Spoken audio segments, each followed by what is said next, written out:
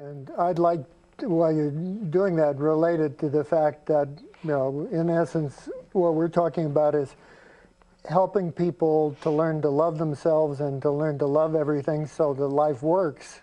Right. And what you have is a system that helps them find out, I guess you'd say the detours the mind goes through that screw that up, if you'll pardon the expression. Right, no, that's right. That's exactly right. In fact, what you just brought up is really important, is that say you were taught something at home. Say, we'll do something really graphic, that say at home, whenever somebody got upset or stressed out, they either turned around and yelled at somebody or turned around and hit somebody, okay? All right, so then this, here you are, 4 years old, 5 years old, and your brain is just taking in this data. And so then you go out into the public, you go to school, and you get really stressed out, and you turn around and yell at somebody, or you turn around and hit somebody, and then you are reprimanded and told you're bad. Yeah.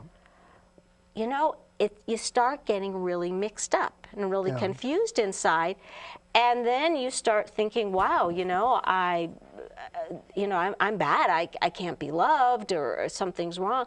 And so it's like taking your Christmas tree lights out of the box, and last year you didn't take the time to roll them up in orderly fashion.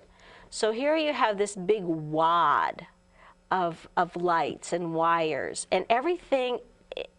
This is what happens inside. So you get very, very confused. But what I have found is that you can learn very, very easily and very simply how to suspend those subconscious beliefs and unravel those wires. For centuries, people have used meditation, and they've used yoga, and they've used Tai Chi, and many other things. But what I found as I was in the process of healing and reclaiming myself and my capacity to love, both myself and the world, was, I needed something I could use in the moment. I needed something I could use in the thick of battle. I needed to have something that was more adaptable, more versatile, because I would, get up really early, and I would meditate, and I'd be in a wonderful place, and I was living in San Francisco, and a few minutes on the bus, it was all gone. It's like, and I was back to zero. So it was like, wait a minute, I need to have something that I can carry in my pocket. Like when I was young, I used to carry a little rabbit's foot, and I would feel the soft fur, and it would, so I needed to have something that was very adaptable. My brain really values and appreciates science, and so I didn't want to just do something that I wasn't sure if it was working. And so that's where taking Bruce's research, Bruce Lipton's research, and building the program from that, and making it so that a person really understood, why are we doing this? Why are we doing these? Why are we scribbling? Tell me again, why are we taking out crayons and scribbling? Why are we doing these things? And all you're really doing is you are recreating the theta brain state, which is what you had predominantly in those early years of your life, which is why, you would see something and your mind would just take it on. My joke always is, in the first 6 years of life, your mind is in cut and paste. That's it. It's just, it sees it, cut and paste. That's it. And there's no thinking about it. There's no decisions about it, because your mind isn't ready there yet. In essence, what I hear you saying is you discover you're doing something you don't want to do. Or that's counterproductive and is giving you problems. Well, the only way you really can be aware of what the subconscious mind is doing is by looking all the wreckage around you. As you realize, wait a minute, all these things aren't working, but I'm spending all this time trying to make it work. Why do they keep?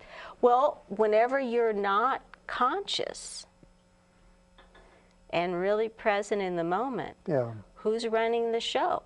Subconscious mind. And who programmed that? What were the tapes? And so that's where a person really understanding how stress affects the mind, how where these beliefs come from, how they actually affect your cellular biology.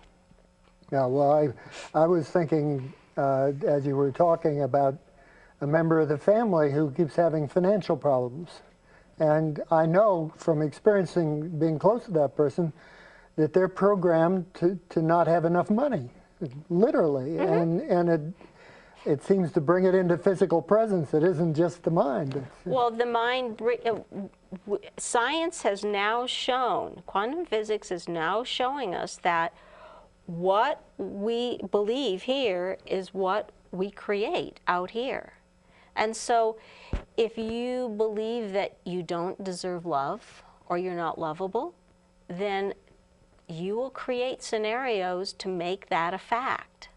If you believe that, you know, if you grow up during a time where there's a depression or there's an economic crisis, and say you're under 6 years old, you know, and you see your parents always stressed about, you know, is there going to be enough? Are we going to make this? Is what is going to happen? How are we going to do this? Then that innocent, open, vulnerable mind goes, oh, this is how we approach life. Is there going to be enough? Am I going to get? And so it just keeps recreating it until you find a way to change it.